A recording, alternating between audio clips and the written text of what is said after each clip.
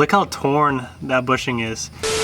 Yo, what's going on everybody? So today we are tackling the lower control arms on the Subaru Forester XT. And how you know your lower control arms are bad is that you'll get a vibration at high speeds. Typically starts around 70, you feel it a little bit, and then more increased speed from there, it gets worse. Also, when you're on turns at speed, so I was turning slightly left on a ramp and the vibration was really bad. I was like, okay, these bushings are bad. I need to replace them. This is also a common issue amongst the Foresters, maybe other Subarus, I'm not sure, but I know from the forums and everything that I'm on, this is a common issue. Around 60 to 70,000 miles. We have around 71, 72,000 miles on the Forester right now. What did I go with to replace them? Well, I got these. So these are the Mevotech Supremes. They were highly recommended by a lot of people on the forums, so I decided to go with them. They're a little bit more on the more expensive side, but they're not expensive.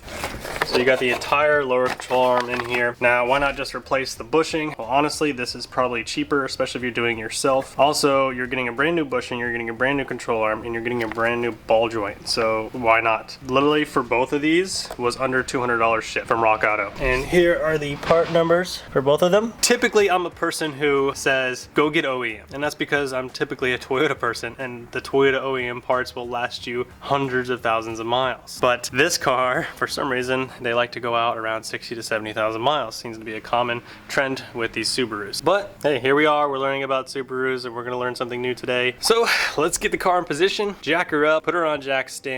Make sure you do everything properly when it comes to that. You want to make sure that you loosen your lug nuts before you jack up the car. Yep, and we'll just pop these lower control arms off. Should be easy. I say that all the time and it's probably going to take me all day, but I need to do both sides. And yeah, so we'll pop them out and then we'll compare them side by side. Why am I still talking? Let's go get this done.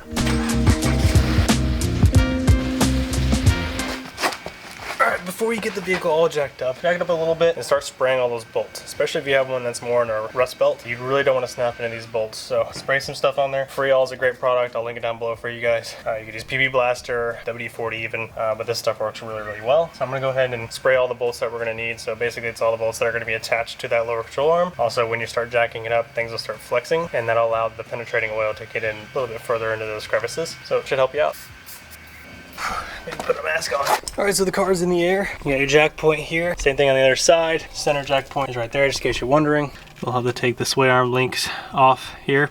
We should be able to only have to do it down there. You have these here, and get rid of this bar out of the way. And then we'll get to those there as well. And we'll loosen up that pinch bolt, hammer this out. I'll show you a couple tricks you can do that. Yep, and then that's pretty much all there is to it. Well, here goes nothing. Alright, so I already kind of broke this one loose. If you're lucky, the bolt on the inside here won't spin. If it does end up spinning, you can put a torque spit in there, or you can take some vice grips, vice grip the inside here, and hold it in place while you take it off. It looks like we're gonna get lucky today. Aside, and then you should be able to just push it out and out of the way, just like that. There we go. Watch out for dirt getting in your eyes. Loose. See this one right here? Just that silver one right there. So if we just remove this one, I think we'll be good. And then we have to remove this right here on the lower control arm.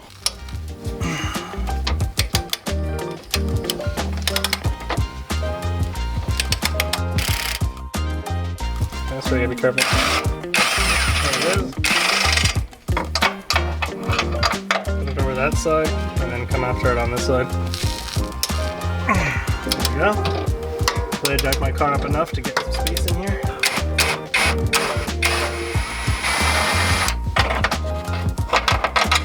Line out. That's loose. Alright, so right here is your pinch bolt, and it's going to be a 14 millimeter. Alright, nice. That wasn't too bad. Boom. You either want to create some space over the pry bar or just hammer it out. Okay, so I have this piece of wood here that I can put like right down here. Make sure it doesn't interfere with anything. And then I have a dead blow hammer that I'm going to use, but you can use whatever. Let's put it up here just to help us out.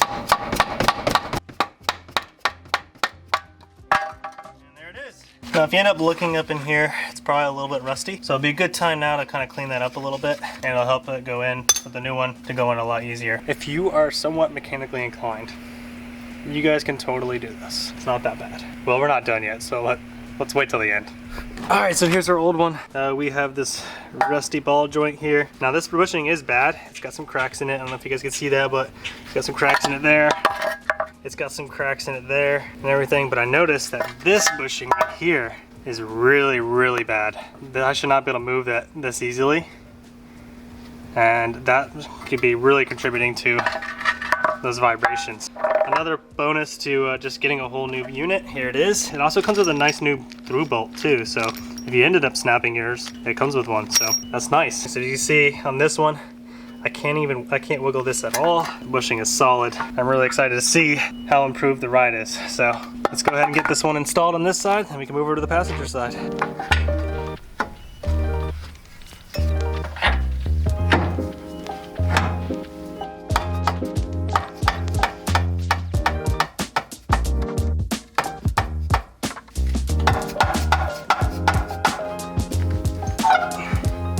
I wonder if this is the right size. Oh, there we go. There we go.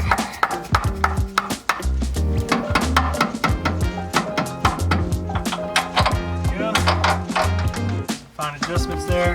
Hammer that bolt through. Hits in there. That's enough. On that side. And we won't tighten this down fully until we get it on the ground, but you want to get it decently on there. Don't want to pop off.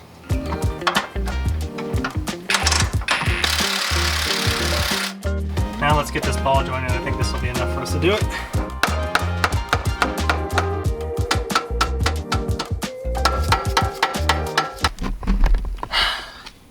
Let's kick my ass. We'll get it in there. Alright, so literally right after I turned the camera off, I just came over here at this angle and just, just went at it, and it went in. It sunk in.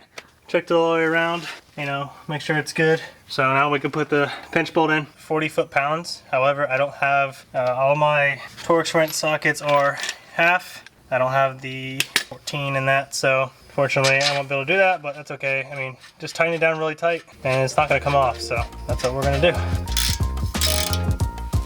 Make it pretty snug. All right, so now you can put this in.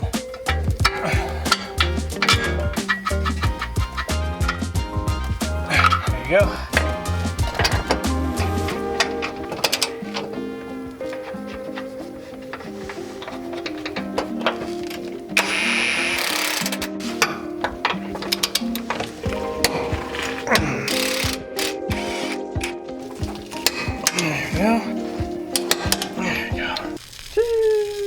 I think that's everything. Double check everything, make sure you got everything there. When we put this on the ground, we'll have to remember to tighten that one down.